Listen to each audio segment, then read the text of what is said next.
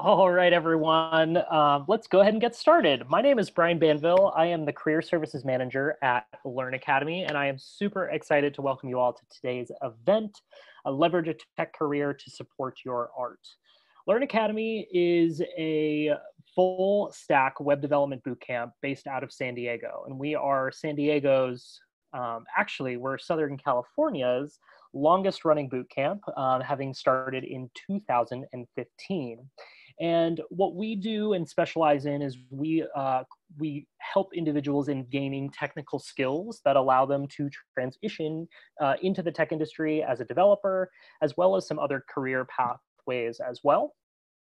We do teach both front end and back end, which is what you see, as well as what helps to run everything behind the scenes.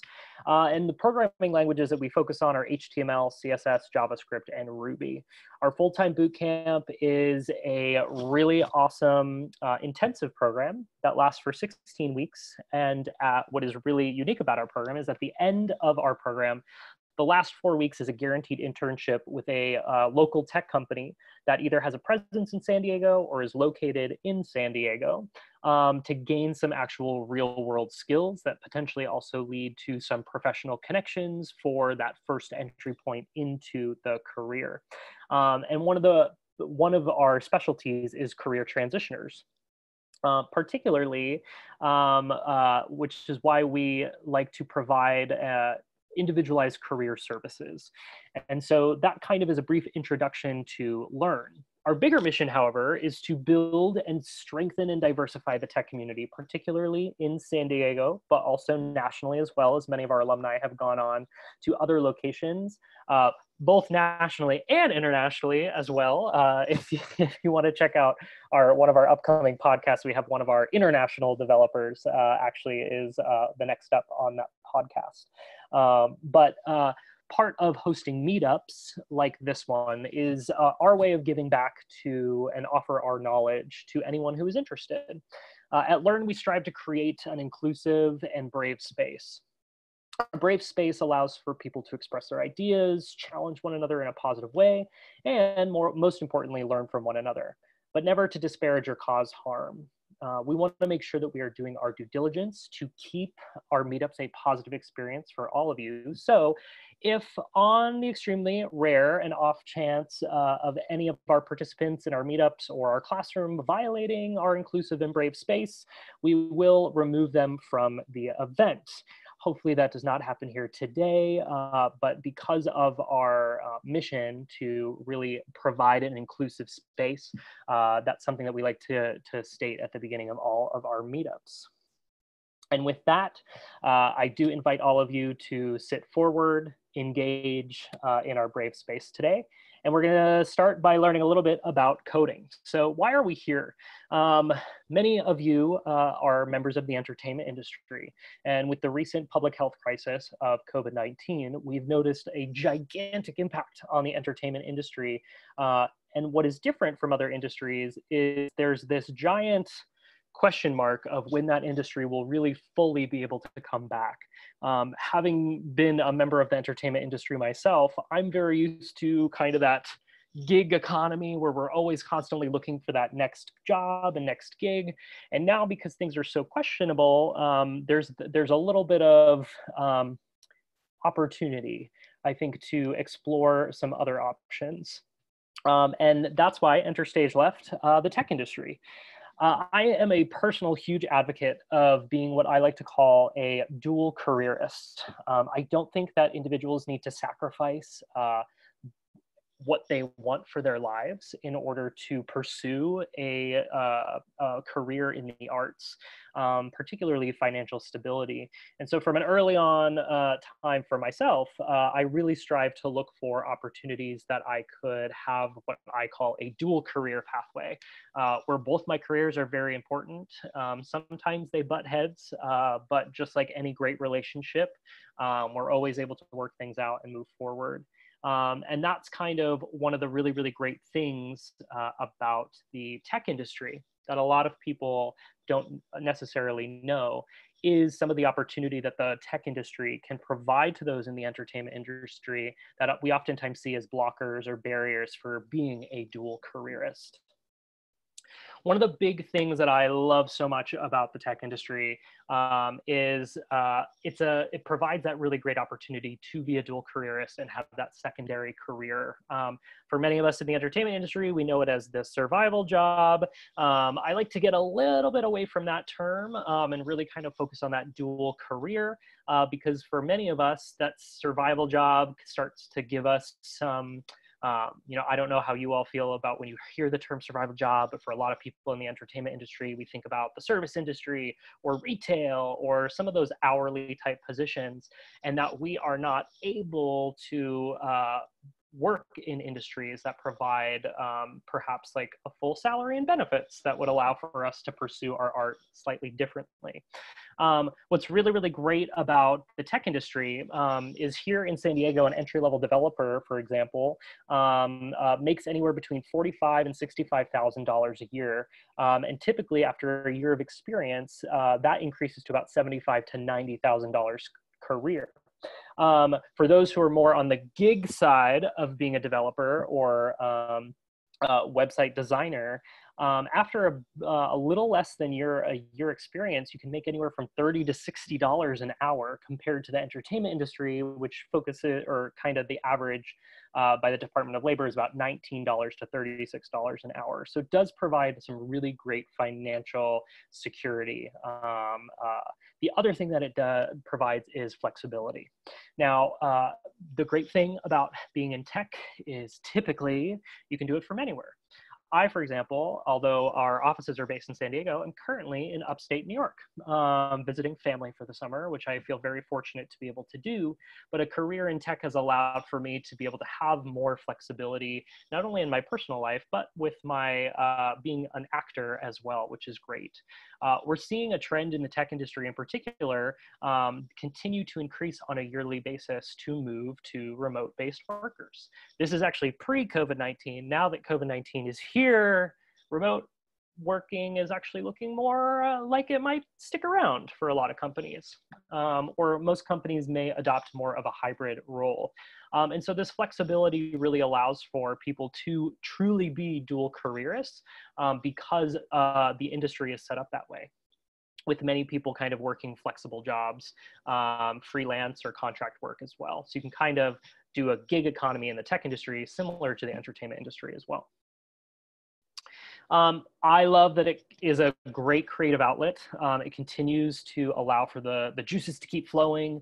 I don't know about all of you, but one of the biggest things that I miss about acting currently right now, that's where I fit into the entertainment industry, is simply just the ability to creatively problem solve. On stage for myself, for many of you, I saw that we had a lot of stage managers. Stage managers are probably the most creative problem solvers I've ever met in my entire life. They are able to create something out of nothing, particularly in the rehearsal room, by creating these wonderful props that we can use out of reusable products, which is one of my favorite things that I've always worked with stage managers. But it allows for us to, web development allows for us to continue to have that creative outlet in a time like now where creativity is sometimes hard to come by with the industry being somewhat in flex. A lot of great, valuable, transferable skills are gained not only in the tech industry, but obviously the entertainment industry as well. But some things like communication, collaboration, those types of things actually can hugely benefit your career in the entertainment industry. In particular, you're gaining additional skills that you can offer out. I saw one person say that they were a stage manager, but also did some of the marketing and website functionality for an opera company.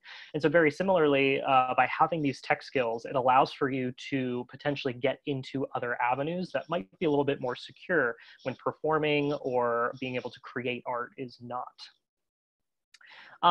And then one of the other really great things that getting these technical skills allows for people in the entertainment industry to do is help for yourself and for others to market. Everybody needs websites now. That's like the new thing. So if you're a performer, a musician, everyone is looking for websites. If you are in film and TV, most new films, in order to gain traction and followers, so that when they go to the box office or they go to the festivals, that they already have a following that are interested in the movie and film, websites are required. And so it's a great skill set to be able to say, be a film, like a film top 2, and be able to say, I also do websites. So if your film is also in need, you know, that's another service that I can provide. It can help to get you employed continuously in the entertainment industry because you have these additional transferable skills. And so those are just some of the ways in which the tech industry can help to support those who are in the entertainment industry. Again, my name is Brian Banville, and I'm the Career Services Manager at Learn Academy. But as I mentioned briefly, I'm also a professional stage actor and a proud member of Actors Equity Association, mostly focused my performing here in San Diego, but have performed at regional theaters as well. And in particular at Learn Academy as a career services manager, I get the privilege of working with all of our career transitioners to provide individualized career services. And one of my favorite things that I get to do is watch all of our students who come in and get to see how unique their skill sets are that they're bringing into the tech industry. In particular, what I love is helping those individuals start to flesh out or discover those transferable skills that they have from their previous careers in finance, in construction, in retail, in service, and in the entertainment industry, and really take those and pivot them into being truly valuable skills for a great transition into the tech industry. And so that is one of my favorite things that I get to do as the career services manager. We get to talk about transferable skills a lot, which we'll be talking about today. In addition, as an artist, I have been taught time and time again that you always have to keep building new skills. And that is something that I'm even doing right now in this downtime. As a performer, I've decided to go back and get my master's degree in instructional design and technology in a part-time program starting this fall. Because I have that flexibility and with the entertainment industry somewhat being in flux, I'm choosing that time to invest back into my education and my skill development, which I'm really, really excited about today. And that it brings us to our agenda today, which is we're going to be talking about mostly those transferable skills. We're going to do a quick introduction to coding and development, talk a little bit about some of those transferable skills from the entertainment industry that are so important, help to assess the skills that are needed to become a web developer. So if you're still maybe like, I'm very curious about this, but I don't know if it's for me, we'll definitely talk about that today. We're going to share some great resources on how you can get your journey started, particularly some free resources, which are my favorite. And then we have a fantastic panel at the end of artists who are also coders. These are a bunch of dual careerists who continue to work in the tech industry and have either come from the entertainment industry and maybe do it now a little bit more as hobbies, or continue to have this more dual career pathway, which is really, really exciting. So let's talk a little bit about coding. So coding or programming, in its most simplistic definition, is the process of creating instructions for computers to perform specific actions. I like to think of it as when you're baking and you have a recipe that you have to follow very specifically. It's very similar with coding and programming. We're creating very specific recipes or instructions for a computer to follow in order to actually do specific actions. I also like to think of it as when you have a script writer or a screenplay writer who is very particular in their stage directions. The stage manager's on the call. I know you know what I'm talking about, because that's like usually a huge debate in the room. And well, the writer said to do this. So do we do that, or do we interpret it ourselves? I like to think of someone like Neil Simon is one of those people who creates these super specific instructions for actors because he is looking for them to do specific actions in order to get a laugh or in order to do something specific. This is actually a piece of the Sunshine Boys, which is a great play that I got to do last year. And I specifically remember Neil Simon being so specific in his stage directions. And we actually followed a lot of them because he knew how to really set up a laugh, for example. And so very similar, developers and coders are simply creating really strong and specific instructions to allow their computers to do actions, just like a screenwriter creates really specific things for actors to do as well. More importantly, in my opinion, it's important to also really kind of view coding through the artistic lens and as an art form itself. Although coding can require a certain amount of analytical thinking, website development and other forms of coding can also be extremely creative. Many programmers have backgrounds in film, dance, theater, music, photography, even other kind of art forms like pottery, painting, those types of things as well. And it's because coding is an art that allows you to create, share, and tap into a new creative and collaborative outlook. Now, John Romero, for those of you who may not know him, was made famous. He's a video game developer who is famous for creating Doom, Doom 2, and Quake. So for particularly, if you ever played any video games from the late 80s / early 90s, you might know those that I'm talking about. But what I love is John Romero always used to say this about programmers. You might not think that programmers are artists, but programming is an extremely creative profession. It's logic-based creativity. That is that coders, like artists, start with nothing and pull something into existence using their skill and creativity. And there's a lot of creativity that goes into software development. And it's related to how we all approach solving the problems. So sometimes we just try to find the quickest possible solution. That's what makes things more mechanical and a little bit less creative. Instead, what coders and developers are really encouraged to do is to take a step back, analyze the problem before trying to solve it. And that's when things start to become super interesting and very similar to how we approach the entertainment industry as well. And so as with art, there is no single correct way to program. It's down to the developer, their brain, and their imagination. Now, this is another coder named Ron Berkey, which is a software engineer. He has a really interesting story. He's best known for creating the Apollo Guidance Computer Project, which he basically modernized all of the software technology that was used for Apollo 13. The guidance system. And he did this after watching Apollo 13 with Tom Hanks, with his son, and just being so enamored by the storytelling that he said, I am so curious what that would look like today. And so he went and redesigned it. And that is really where he started to talk about coders as storytellers. One thing that he said is engineering design is a creative activity, much more similar to art than any non-engineer gives it credit for. Ron also points to similarities in the way coders and fiction writers might structure their projects. Programmers often start by plotting key requirements into an overall design and then fill in all those individual blocks of the flowchart with actual code. Very similar how a disciplined writer might put a lot of effort into, say, developing an outline of what they are going to write and then flesh it out until it has that final story. Secondly, writers of code and of fiction both craft highly personal responses. So as I mentioned before, it is completely up to the imagination of the coder. And even if everyone is confronted with the same problem, programmers and developers are constantly asked to look at it from different perspectives. And so oftentimes, no programmer will ever have the same approach as another programmer.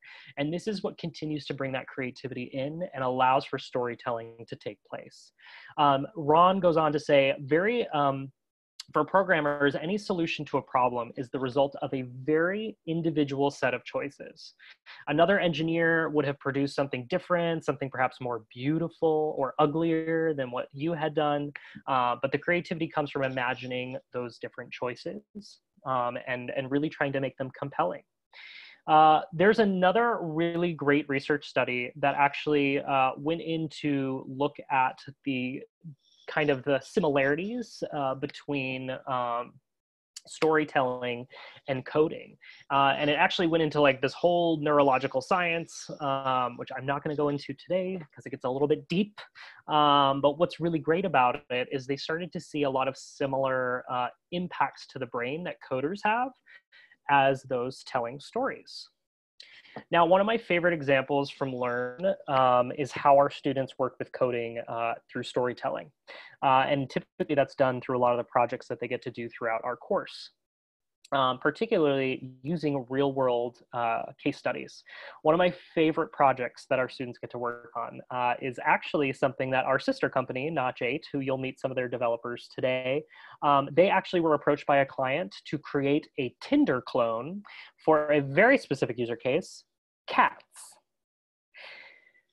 Yes, I said that correct. They were asked to create cat Tinder. And so now each and every one of our students creates their own version of cat Tinder. And I love it because they create these beautifully, oftentimes very funny stories by creating cat Tinder of how cats can meet each other, how humans can adopt cats, or my absolute personal favorite, llama Tinder, which was a different take on creating that Tinder clone, but for llamas in particular. As artists in the entertainment industry, we rely on storytelling to ignite our creativity and share our experience with others in the world. Similarly, coders use something called user cases to create stories for how humans interact with their tech solutions, just like our students learn here at Learn. And that's some of the greatest things that I've seen in connecting coding to the entertainment industry is the desire to be storytellers, which is one of my favorite things about being in the entertainment industry. And to see and watch developers and programmers do that too is so awesome, just in a very different medium. Now, one thing that I did mention is that today we're going to talk about some skills. And so now what I want to talk about is some of the top transferable skills from the entertainment industry to have a career or a dual career as a web developer or programmer. So here is a list of the top transferable skills from the entertainment industry. From this list, you may notice in particular that those that are listed here, the skill sets, are very multidimensional and require a lot of hands-on experience to build, which is something that many people in the entertainment industry get. I'm going to give a few examples, but I want you to take a look at this list, and I want you to try to see if any of these skills jump out at you as skills that you feel that you personally possess. Now, one of the things that I think is so critical to be successful as a programmer or web developer is the ability to learn new skills. And this is something that in the entertainment industry, we are asked to do on a daily basis. It's something that as a performer in particular, I have been asked to do this many times by constantly being challenged to pick up new skills very quickly. One of my favorite stories is I was in a production of the musical On the 20th Century. For those of you who don't know, there are a bunch of individuals at the top of the show who are tap dancers who make these sounds of the train through their tap. And I was hired for this production by the director, and about 2 weeks prior to starting rehearsals, he contacted me and said, "Hey, Brian, I just wanted to ask a quick question. You know how to tap, right?" And I said, "No, I do not know how to tap at all." And he goes, "Oh, well, I need you to learn because we need you to tap for the show." I immediately freaked out. Because I had never put tap shoes on in my entire life and knew how important and critical that first opening number was. And I was actually put with some of the best tappers in San Diego, were also hired for the other roles.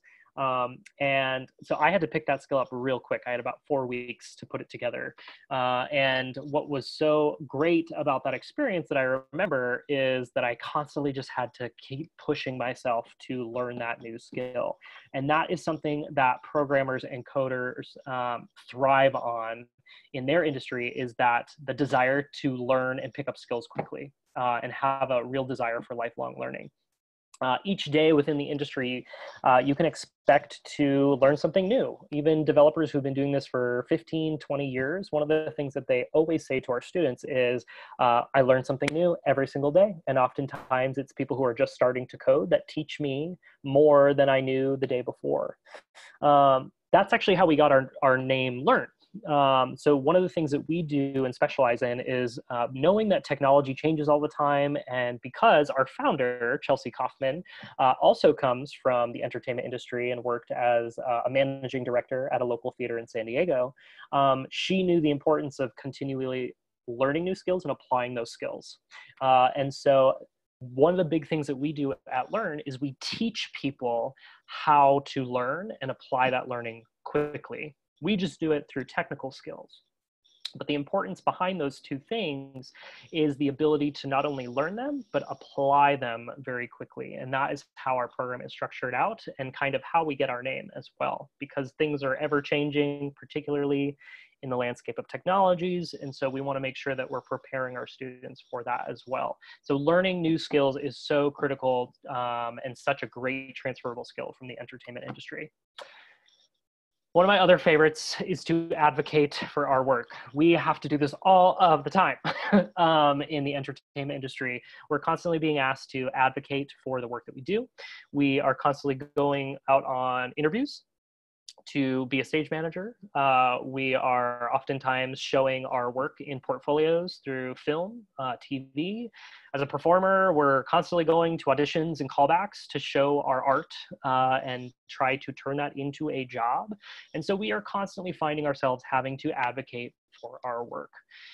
This requires a great deal of determination, which is an iconic trait of developers, is determination.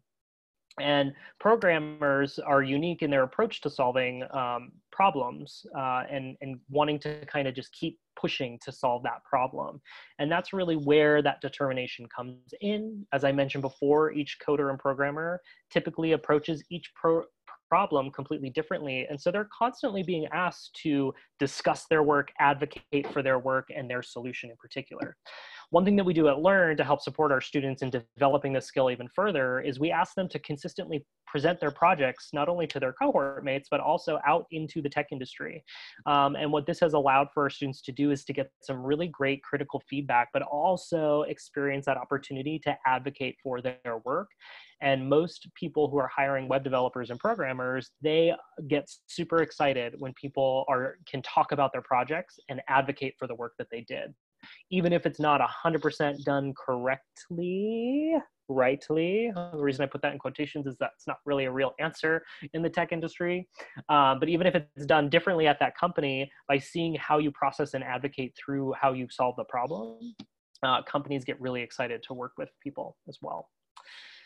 And then one of the biggest transferable skills, in my opinion, is creative problem solving. I mentioned this earlier, but I think it is probably the #1 transferable skill from the entertainment industry to being a web developer, is the ability to think creatively and apply that creativity to problem solving.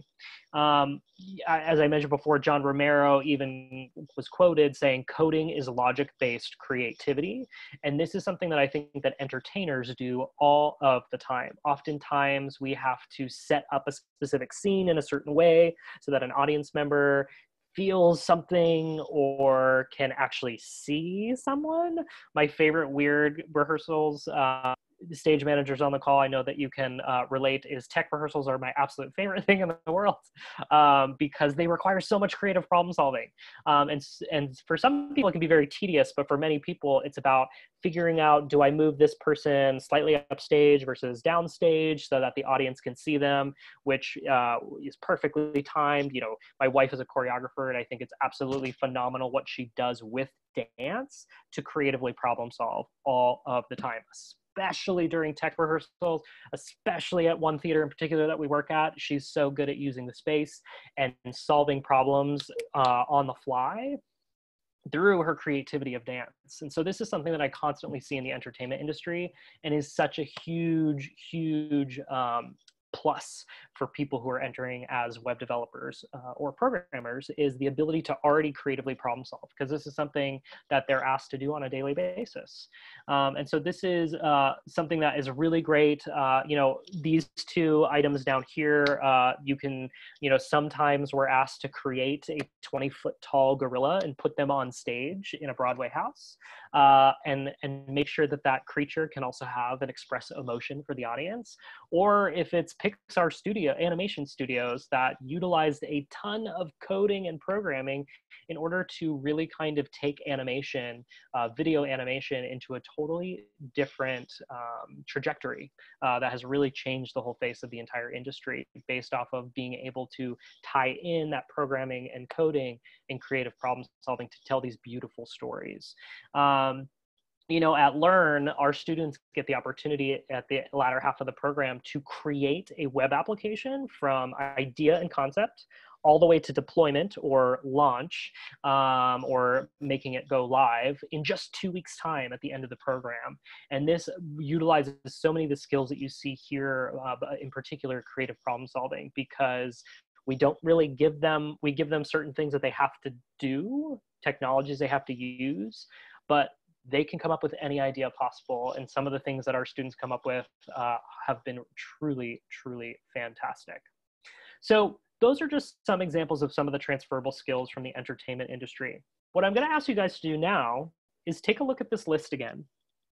And I want you to hold up your fingers for me to see of how many of these skills do you feel like you personally possess currently right now as a member of the entertainment industry, or maybe entertainment industry adjacent, but how many of these do you think you have? And hold up a number for me on your screen.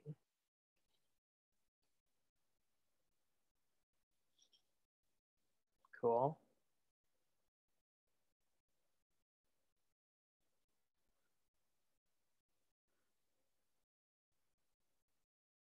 All right.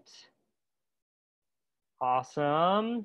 Now, in particular, those who had anywhere from 3 to 5 fingers, that's really a really great jumping off point. Even for those of you who maybe don't feel super confident to say, yes, I totally have these skills and they're totally developed. What's really great is a career in web development in particular can help to build out these skills. And not only are they going to benefit you in a career in web development, but they will also assist you in your entertainment, having another career in the entertainment industry as well. And so anywhere from 3 to 5 of those skills, you are well on your way to web development being a really good potential option, career transition, or an additional career for yourself as well. So let's talk a little bit about the skills that are needed to be a web developer. This is one of the things that I think is some of the biggest barriers into web development, is everyone kind of always says, well, I don't have any formal training in it. I don't know computing. I don't think I'm that great at math. And so I'm probably like, web development is not for me at all. Right? And I think that that's a giant barrier into getting into the industry. I can tell you as educators that teach full stack web development, we have taught many first-time programmers. We're climbing to about over 400 alumni in our 5.5 years of running. And the good news is that we have rarely, very rarely found a student that couldn't learn to program and code. We see it as a basic human skill, just like reading, writing, and arithmetic. Anyone can do it. It is part of our human capacities, but it does require the ability to learn and the ability to be taught, and through that. And so some of the skills that are truly necessary, I'm going to kind of cover some of them here. So this is a good way to kind of find out if web development might be right for you. So the first one is problem solving, and not only being a problem solver, but an initiative taker. It's really important in web development that you like solving problems, because you will solve problems all the time. So particularly for the stage managers on the call, you guys solve everyone's problems, even the problems that you probably shouldn't be solving, including personal problems. And we thank you for that, because you are all fantastic. But for many of us, it's all about being resourceful. And so it's the ability to find solutions on your own, as well as being a member of a team. And when you do solve that problem, celebrating your wins. I always ask people, do you get energy from finding a solution to a problem and having it work? If so, web development is a really great pathway for you, because it's almost like a dopamine hit every time that you solve something. One of my favorite things actually happened with a recent student. She said, every single time I get something to work, it is like I have a little party in my head that this is so exciting. Chrissy, who you guys will meet on the panel, your partner Jasmine is who I am thinking of on your internship. But she's so funny. She's like, oh, I get these like little hits, and it's so great and exciting to see. But it's definitely something if you're someone who likes solving problems and feel that you're resourceful, web development definitely could be a great fit for you. Now, the next one that I want to talk about that I briefly mentioned is determination and persistence. Solving problems definitely takes time and focus, and someone who doesn't just give up. So I always say that web development is a really great fit for people who really love just kind of sometimes digging in and really truly solving the problem. If you're someone who wants to see something happen immediately, web development might be a little bit trickier for you because sometimes you can do everything right and still get that lovely error message. But there are so many things you can learn from an error message that allows you to kind of dig in further and continue to iterate on the product and make it better. And so having that persistence and determination in your learning is very important. Next is the ability to apply concentrated and focused thinking. I like to think of our mind as one of our largest muscles in the body. And each time we do something, we will get better at it, more efficient at it. I have a background in physiology and neurobiology, and so I super nerd out when I talk about the brain, which I will not do to all of you on today's call. But web development really does take that concentration, similar to the concentration that it takes to, say, recite lines, get through tech rehearsals, or even be to video edit and create beautiful cinematography. It's something that you can easily apply this focus that you have from the entertainment industry into learning code. The next one is to be open to a spectrum of solutions. As I mentioned before, there is no right answer or wrong answer when it comes to web development.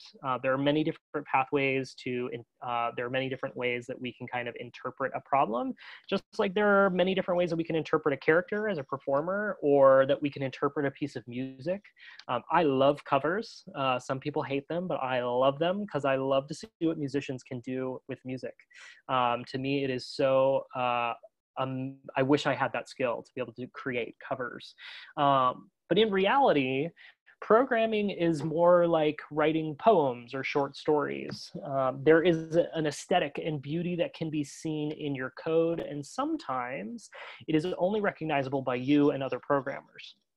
The reason you decided on your solution and the way you conceived your answer is more important than the right way or the wrong way. And having the mind of an artist allows you to play with options and possibilities rather than thinking there is only one way, which is what makes people from the entertainment industry and artists really great programmers and developers. It's one of my favorite things. And in addition, a curiosity and desire to learn code. I always say, ask yourself if programming truly interests you. Is this something you might be interested in? This applies to anything that you're interested in. Just like we might think that we could be a good actor, perhaps we are not a good actor, or we don't have any sort of desire to continue to read plays or continue to watch other actors do their craft. And so oftentimes for us, there is such an importance to curiosity and desire in the entertainment industry, and that's something that coders also have and possess. That's really, really strong. And oftentimes you just have to dive in. So that's where I bring you to some really great resources. If you've never tried programming before, I always recommend to people to test it out for yourself. And a great place to do that is freecodecamp.org. This is a place that will take you through a few tutorials. You'll get your hands on the ability to code. It's a really, really great kind of introduction. Another one is codeacademy.com. They have a paid version and as well as a lot of really great free resources. Of course, I'm going to encourage you the free resources because if you're an entertainment industry individual, I'm all about free. And so these are really great places to start your pathway into figuring out if programming is really for you. Now, once you kind of get the programming bug, no pun intended, but pun intended. It's important to know that things are going to continue to develop for you. And oftentimes people will try to self-study a ton, but there's always going to be that point where self-study just becomes really hard. And that's where Learn Academy can be a resource to many individuals on this. Some of the things that we offer, similar to this free meetup that we're doing today, are some really great free meetups that really are going to introduce you even more into coding. So these are just some flyers from previous ones that we had this summer. We'll be having some more of these in August, as well as early September. But we do a really great meetup where you can come and build your first website. So if you've never built your website before, you can really kind of come in and do that with one of our instructors. And we have this really great session. The WTF is coding. It's going to go a lot more in depth into the basic fundamentals of coding and programming. And these are some really great free resources that we have for you here at Learn Academy. Now, if you're interested in formalizing that education a little bit more, we have two really great options. One is actually upcoming this weekend. It's called our Jumpstart Weekend. And it's a full weekend where you get to really dig in and create your first web application from scratch, which is super exciting. Our instructors do a really great job of leading you along the way. You get introduced a little bit to how we set up our classroom as well. And it's a good opportunity to kind of really dig in and see if maybe a full-time program, a more formalized education for learning to programming and coding makes sense for you in particular. And because you are all on this webinar, we're happy to give you a 50% discount with the code LEARN@HOME. And so if you type that in, that gives you a 50% discount for the upcoming weekend, which is, again, a really great opportunity. And that leads me into talking a little bit about our full-time boot camp. And so many times we have a lot of our students who come who said, I've been self-studying for a little bit, and I just want to dive in. I want to make this transition. I really want the support, the resources. I want access to mentors. I want some real-world experience. And that's where our full-time bootcamp comes in really well. Our next one actually starts at the end of this month, August 31st, and runs through January 15th.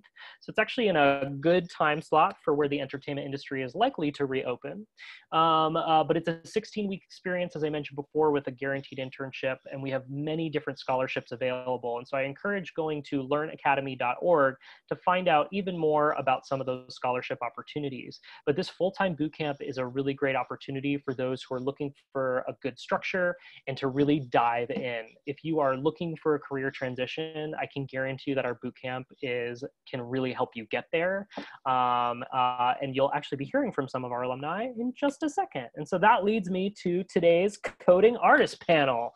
And I'm really excited to have the 4 of these individuals on the call with us today to answer some questions, but also just to kind of share their experiences about being dual careerists, coming from the arts community, and what they find most gratifying about code. And so today on the call, I'm excited to welcome George Wheeler. He's a senior web developer at Notch 8, which is our sister company, as well as an audio and sound engineer. We have Chrissy Akau, who is a junior web developer. She is currently halfway through her internship through our program and is doing amazingly. And she is also a digital media producer and cinematographer, most recently known for her work on the HBO show Westworld. Adam Cuppy is the CEO and change maker extraordinaire of a really awesome coding, web agency in Portland, Oregon, named Zeal. And he also graduated with a BFA in acting, worked at the Oregon Shakespeare Festival, and is an overall hamity ham. And then we have Jezreel Go, one of my personal favorites. She was an instructor with us for a long time after graduating our program, and now works as a DevOps engineer at Notch 8, and is a fantastic musician, jazz musician, so wonderful. She won't tell you that, but I'm going to tell you that she is so good at what she does. So hi everyone, welcome. How are you guys? Grand. Well, to get started, how about we do a little bit of introduction? So why don't you introduce yourself and tell us about how you got into coding from the arts? And Chrissy, why don't we start with you? Hey, how's it going, everyone? My name is Chrissy, and I have been living in LA I'm still in LA for almost 20 years now, 14 years, which is crazy. I originally got into coding.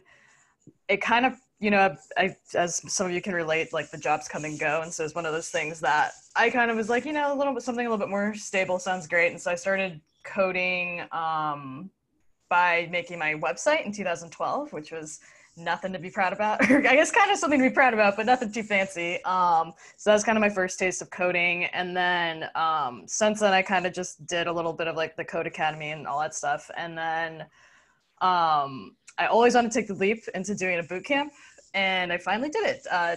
Kind of thanks to Corona, I guess, because I started in April, and it's been an awesome decision. I haven't regretted it in the least, and so I kind of finally took the leap, as Brian said. So Nice. Thanks, Chrissy. Yeah, and we're really excited that Chrissy is able to be with us. As she mentioned, she's LA based. And since COVID-19, our instruction has gone completely virtual and online, which has really opened it up to bringing people in from all over nationally to take our program, which has been really awesome. Awesome. George, why don't you introduce yourself and tell us how you got into coding from the arts? All right. My name is George Wheeler. I've been a software engineer now for 12 years.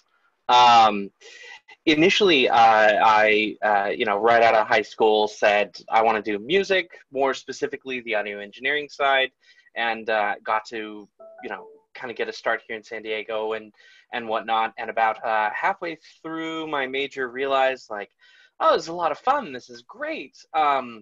But everyone that I'm working with is working really, really long hours. And when you're looking at especially studio recording or mastering or anything like that, these guys lived in the studio. And that didn't exactly line up with the work-life balance that I was looking for. And computers was always another thing that I really enjoyed. And so I kind of started making the shift about halfway through college to kind of pivot and study software engineering. Well, I didn't want to take on any debt or anything like that. So I kind of, before I, dove too deep into that, decided to pump the brakes and teach myself. And back then, goodness, I wish boot camps existed. The best you would get from a community is read the code, read the documentation, read the source code. And so you guys all have a really, really awesome opportunity, and not having to go through that. It probably would have sped things up for me by like 2x at least. Anyways, going on a little bit later, kind of realized, all right, this software thing is working out. Hey, it makes a little bit more money. And the other side is that, with that job, I was able to still do a bunch of audio engineering stuff, either on the side or in evenings. Brian and I have worked together on a couple of things, and Mixtape was a really, really fun technical show. And so, a lot of the times, like I'll also get the question of, why did you give that up? And for me, it never actually felt like giving anything up. They were both things that I really enjoyed. I've kind of been a nerd since I was a little kid, and really liked both of those. And so it was more of I found one day job that allowed me to do both the things that I really loved. That's awesome. Cool. Well, welcome, George. Jez, why don't you introduce yourself and tell us how you got into coding from the arts? Yeah, I feel like it's a combination of like George and Chrissy's story. I was in the middle of like finishing my music degree. It was basically just an applied music degree at the community college in Mesa. And it was winter, and I had been gigging around and stuff like that, but it was fall, so the quarter or the classes weren't in session, and I was just kind of on break, and there were no gigs, and I was like, I feel like there's something else I could be doing here. So kind of by accident, I picked up like an old netbook that I had that I got for like a Christmas gift like years before. And it was, it was pretty much junk, right? It had like one RAM on it, like 1 gig of RAM. So it couldn't do a whole lot. So I just started like going on the internet and finding out things I could do. And I landed upon putting Linux on it. And then I started playing around with scripting, bash scripting and Perl scripting and stuff like that. And like, this is actually pretty interesting. And I started spending longer nights just perusing the internet, finding free things like W3 schools. And I was learning a little bit of JavaScript, a little bit of HTML. And by then I was pretty much hooked. I discovered Python, started doing bigger projects, and I was just like, I feel like there's got to be something more I could be doing with this. And I kind of lucked out in 2015. I came across like a Learn ad somewhere on the internet, and I was like, okay, this seems like a good jumping off point. So I started the journey there, and that's how I got here. That's awesome. Cool. Thanks, Jez. And Adam, what about you? You started in the arts, but then landed yourself into the tech industry, helping coders be awesome. Mm-hmm. Yeah. In early 2000, like all through high school, I wanted to be a Broadway, Tony Award winning actor. Even to this day.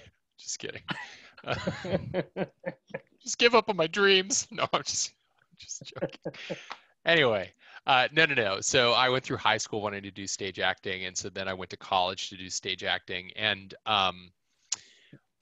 it was just wonderfully enjoyable. I've always loved the art form, always, and even to this day, like I really, really, really love stage and the performance and whatnot.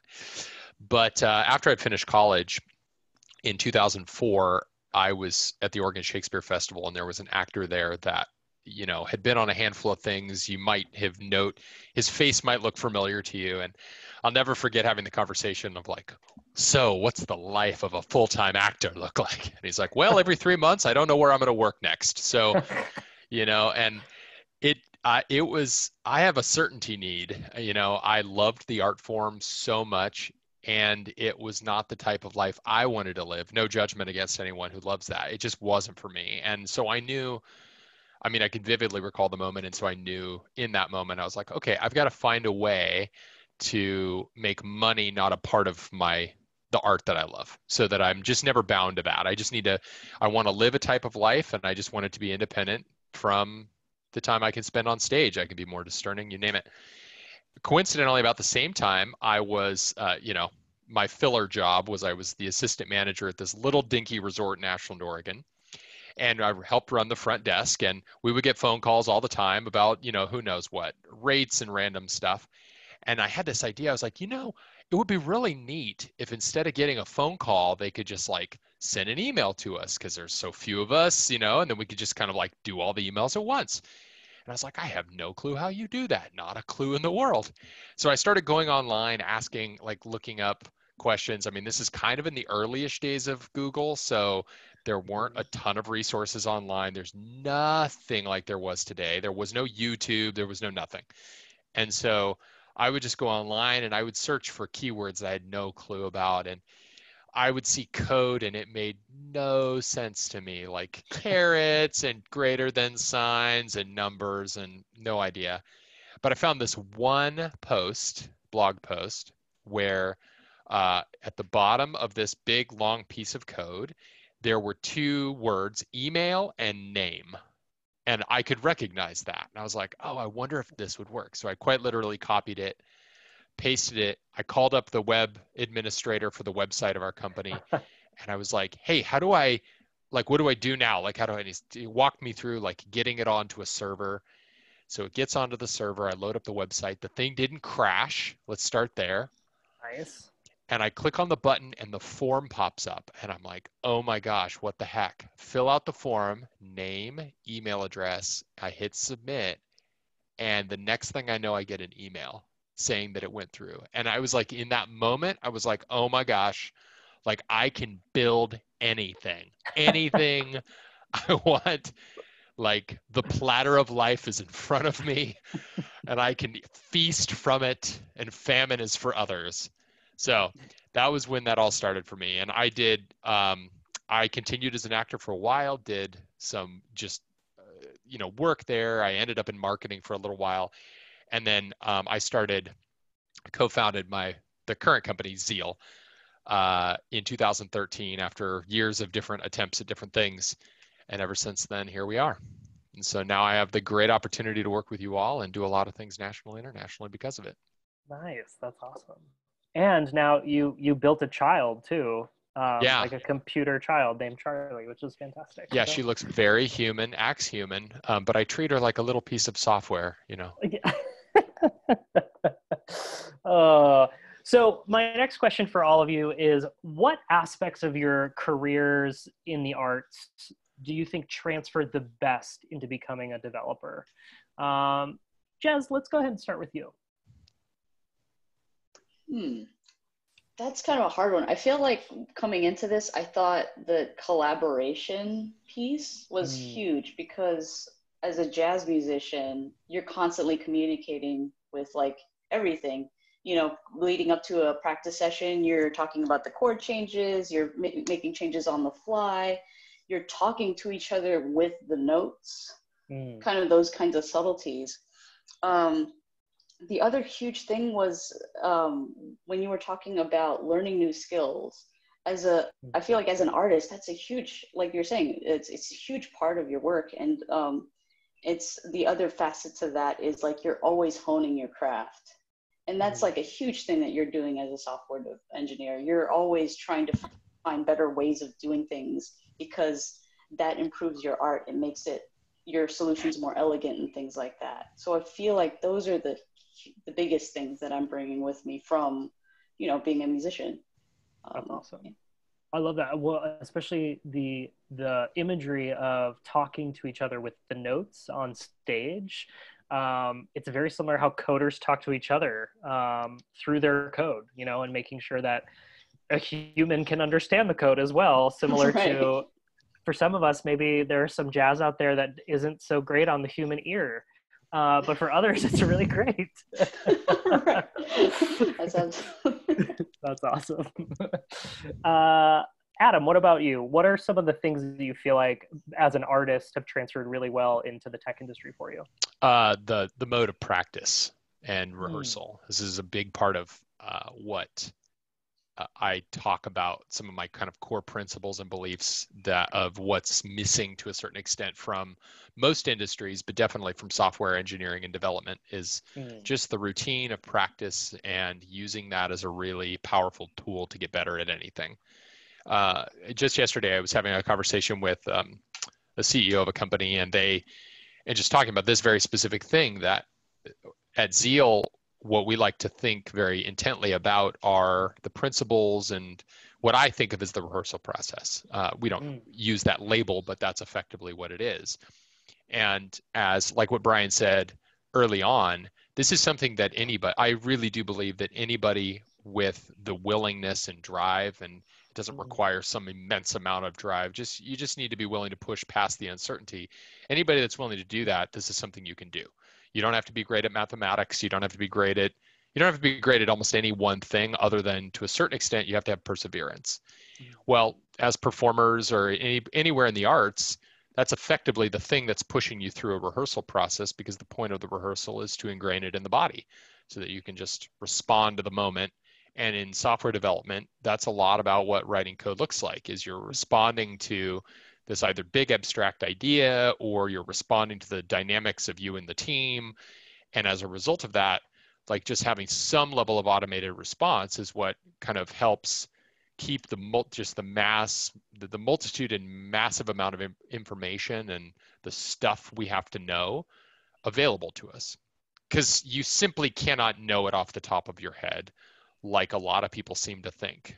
As an actor, I would get the question all the time, how do you memorize all the lines? And it was like, well, the funny thing is I could go through a 100-page script. I could be ready for a show, but I couldn't sit at a dinner table and just recite my lines. Right. Like I just couldn't do it. Most people don't realize that. Like that's not just a natural skill for a stage performer or a musician. It's context. It's all the other pieces. It's all of that adds together. Software development's the exact same way. It's not that much different. And so that would be the most transferable thing. That's great. My favorite is when someone goes, "Oh, you sing?"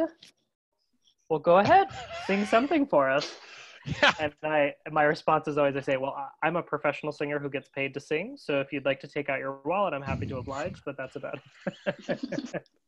There you go. George, what about you? What are some of the biggest things you think transferred from being a sound and audio engineer to a developer? If any of you have ever done live theater, live sound, you know that being flexible, rolling with the punches, figuring out a way to do that like mid-scene mic swap because something went wrong. That happens with software, especially when you're trying to deal with outages or things that, hey, the code was fine yesterday, but today something happened and it's all down. So to boil that all down to something, the ability to problem solve, and often to problem solve under a little bit of pressure. It's not always like that, and certainly starting out, that's not the case, right? Like you usually have a couple of layers of devs above you who are much more knowledgeable and there to provide support. It's not a terrifying thing. But every once in a while, you run into that situation where you need to be able to, under pressure in the moment, fix something or at least respond well to a situation. And then the other one I would say is kind of going off what Adam said, that the persistence, the grit to sort of keep going. Software is one of those things where it doesn't make sense, it doesn't make sense, it doesn't make sense, and then click.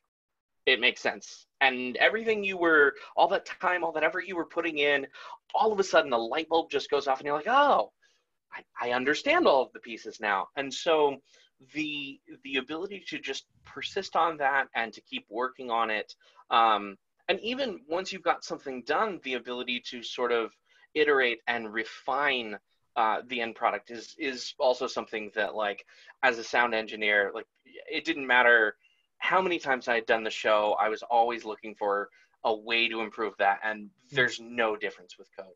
It's the exact same there. So that's awesome. So there's that level of consistency, but constantly having to deal with live code, just like in live performance. I love that.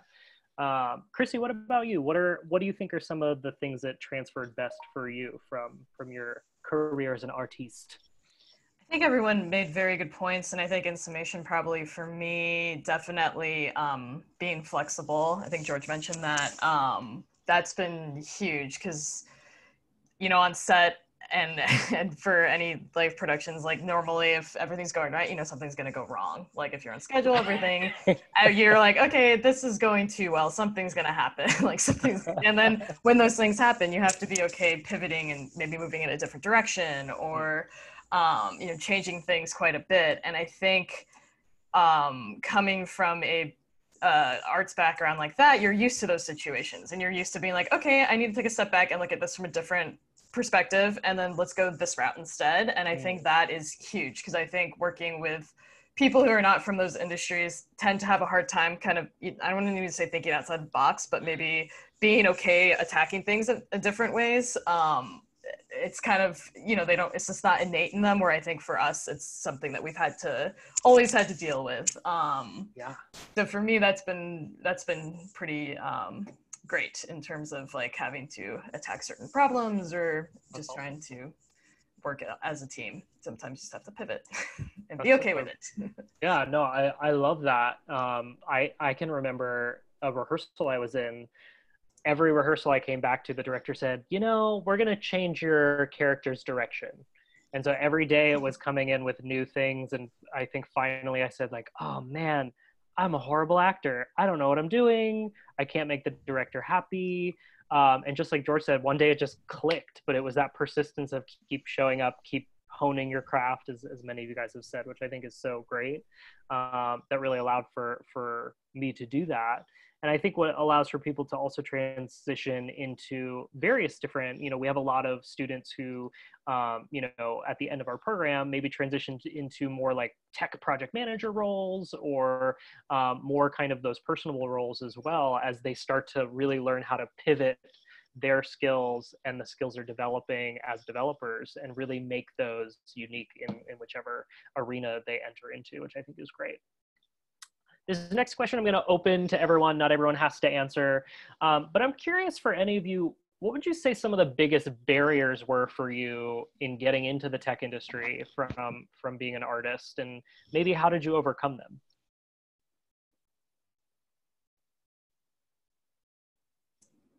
I think for me, it might have been personalities or like, I don't know, there's always like a stereotypical personality of people who are in tech. And while that does hold true, there's also a lot of people who are not the stereotypical personality as well.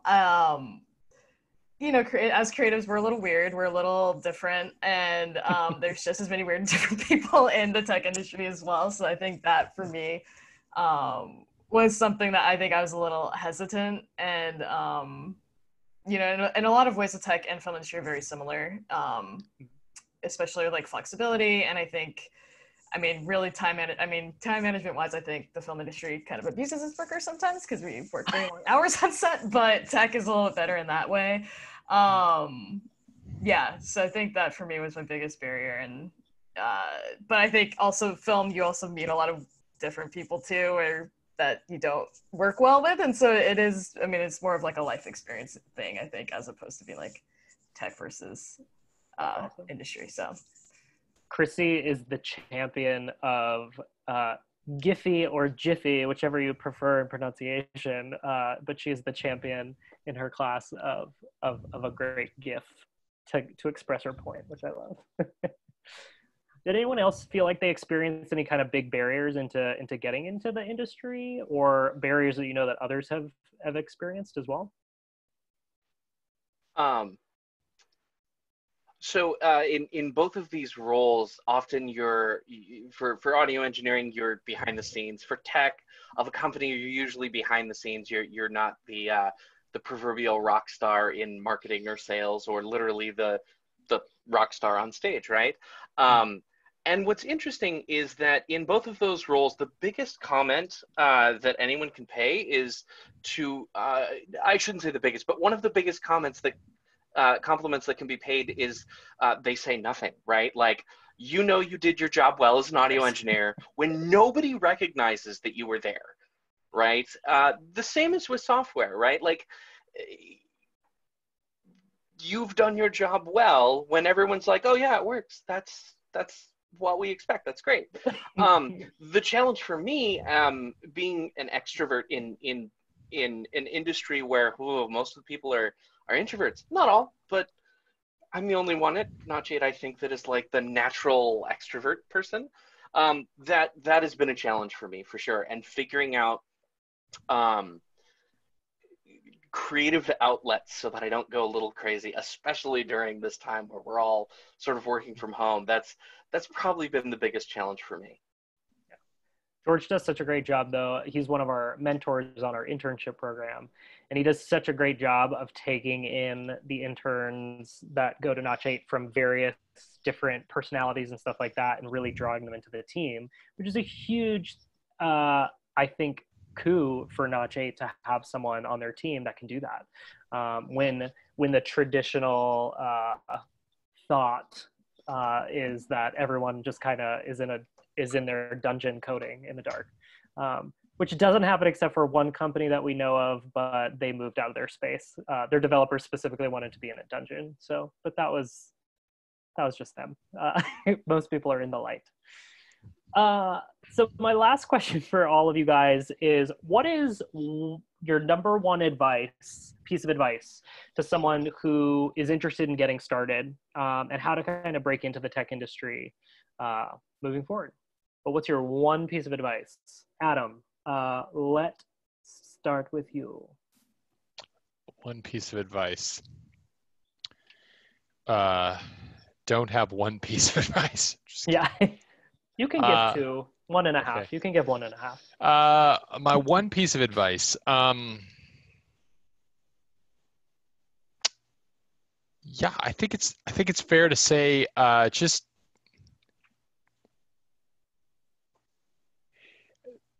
to remember that we all started in the exact same spot. There's no one single person on the planet that was born with the ability to do just about anything we spend our time doing, let alone writing code. So there just simply is not there's not a prerequisite there. There's not a particular pedigree or some sort of background you have to be successful in this industry. There are hurdles that I really do hope as a culture we're able to get past. But setting those aside, I don't think that there's any boundaries, intellectual or otherwise, that make it so that every single person on this call and anyone who might have shown up could overcome to get here. But I will stand behind the sentiment that it requires perseverance. This is a great industry to make pretty good, consistent money with a lot of liberty and flexibility in. And as an employer myself, and have seen a lot of software developers, the ones that find their way into a really strong and successful career path are those that put in the effort, not necessarily the time, but the effort. And those that can get over themselves. And the ones that can do both of those things, they ascend through the knowledge ranks, not necessarily hierarchical ones, but the knowledge ranks really pretty fast. And they learn things that they never thought they'd ever learn before. I can't speak a second language, but I can program in 7. So, and that's just the byproduct of taking the time and putting in the effort and the focus. And that's all it takes for anybody. Awesome. Cool. Thanks. Chrissy, what about you? What's your big piece of advice for someone who's just getting started? I think just just doing it. I think that's the hardest thing, honestly. And I do think in general, like in society, like we're told, like you can only do one thing, like you can only be a lawyer, but like, or like you can only be a doctor, you can only be, a software engineer. And I do love the fact that Learn has encouraged the whole like dual career thing is totally doable. I had my first shoot actually this Sunday since Corona, which was very weird because we all had to stay 6 feet away from each other with face masks on, and that was kind of weird to direct with that. But one thing I did notice that changed in me, I think, which is a huge step, is like I just have more confidence on set now, which is something that I never would think would be correlated with coding. But I think the fact that I'm doing something else that's very different than that has actually helped strengthen my film in general, which is pretty crazy. But if you want to do it, just do it. And I think it's not easy and it is hard work. I can honestly say like coding is a lot harder than I knew it was going to be hard, but it's a constant thing you have to practice and that you're always going to be working on. You're never going to know everything. That's something a lot of people have said, and it's very true. And just if you want to take the plunge, just do it. Awesome. Jez, what about you? What's your one big piece of advice? Yeah, it's kind of hard. I feel like what I'm trying to say is something similar to what's been said already, but like, I would say if I was talking to myself, try to remember who you were when you were first trying to play jazz music, like they're going to be first times and it's going to be really uncomfortable. And sometimes, you make mistakes or whatever.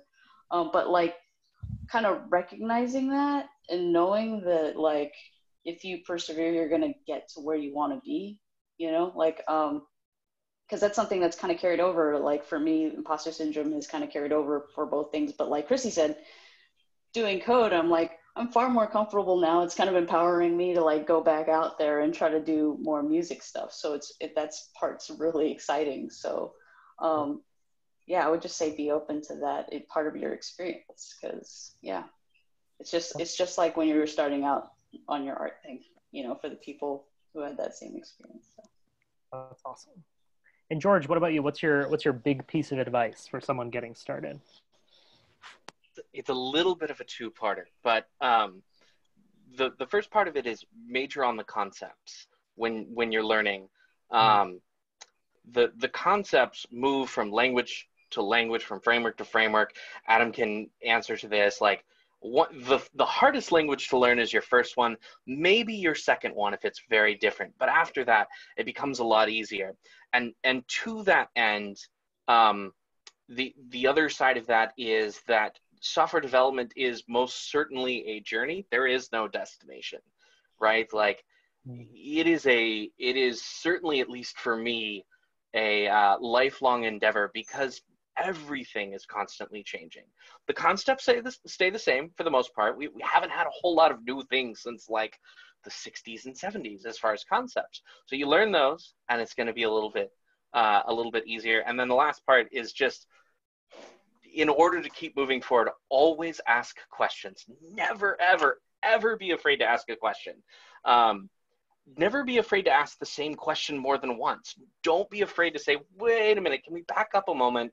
I didn't quite get that.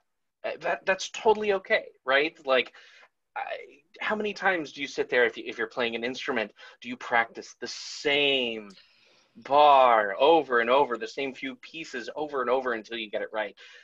Sometimes that repetition is what it takes. There's definitely concepts for me that I'm like, yeah, I didn't get that on the first try or the second try. But the third try, that light bulb we were talking about earlier, turns on, and it just becomes a lot easier to understand the next step. So that's awesome. Thank you. Well, George, Chrissy, Adam, Jez, thank you all so much for being on the panel. And George, I swear, is not a plant, but has pivoted to part about asking questions is ask some more questions. So a brief shout out to Slide Carnival and Unsplash for some really great photo credit here, as well as the design work on the presentation that you guys saw today. Love to support artists, and Slides Carnival and Unsplash are two exceptional. They bring together some really great designers. But with that, we want to open it to questions. So please feel free to ask questions via chat, or TJ, our Director of Marketing, will give everyone the ability to unmute yourself. But we're here for you to answer questions, and thank you all so much for spending some time with us today. If you have additional questions that aren't covered on today's call, please feel free to reach out to me at brian@learnacademy.org, or check out learnacademy.org at our website for additional resources, and we're happy to kind of continue to answer questions. But with that, I'll open it to questions. We'll stick around for the next 10 minutes, and thank you all for joining us.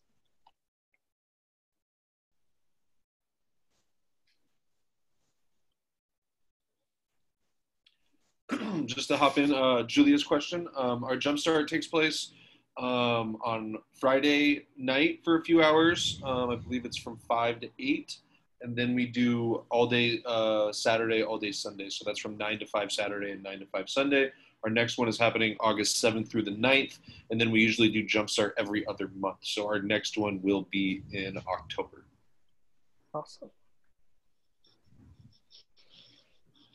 And Jumpstart's one of my favorite programs that we have, because you literally get to, I think they built something called the treasure hunt. And so you actually get to build a web application game in the weekend, which is really awesome, and learn some really cool fundamental concepts in web application development. But at the end of it, you get this really great product that you can show all your friends. Very similar to Adam's form, where he got an email. I mean, a little bit more complicated, Adam, but not too much more complicated.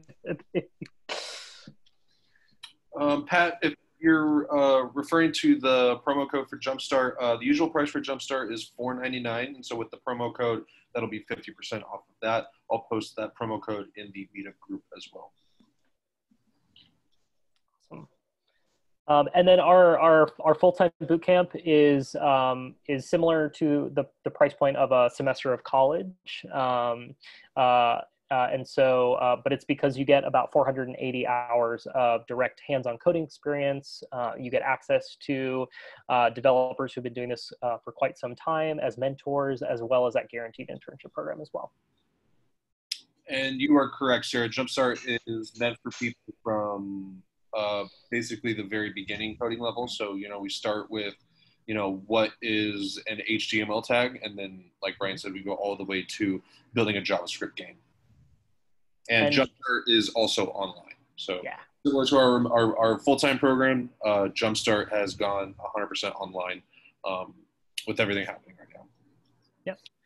And we've worked with people from a couple different time zones and stuff like that. Obviously, that's something to take into consideration for the full-time program, but it's a really, really great opportunity to be able to have a classroom experience virtually, because our program is full-time. You get to be in the classroom from 9 to 5 with all of your cohort mates, and it's a really good opportunity to build connections, make some really strong relationships, and be able to learn how to code all at the same time.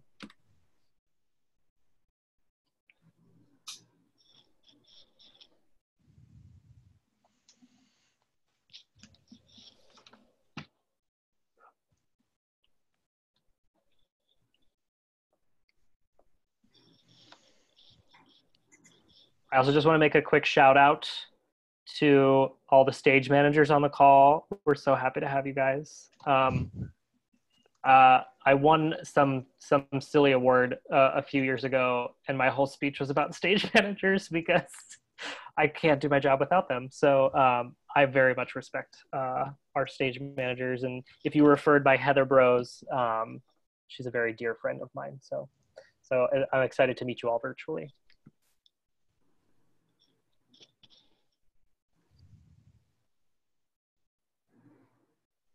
Awesome. Well, again, thank you all so much. If anyone wants to stick around and continue to ask questions, we'll stick around for a few more minutes. But other than that, feel free to head off. We'll also post a recording of this link, a recording of this talk on the meetup page that you signed up for here as well. So if you wanted to go back and rewatch it and those types of things, we're happy to kind of do that. And again, if you have questions come up, please feel free to reach out via email, or you can set up a phone call at learnacademy.org to find out a little bit more if you're interested in a more formalized program. But thank you all so much and have an awesome rest of your day.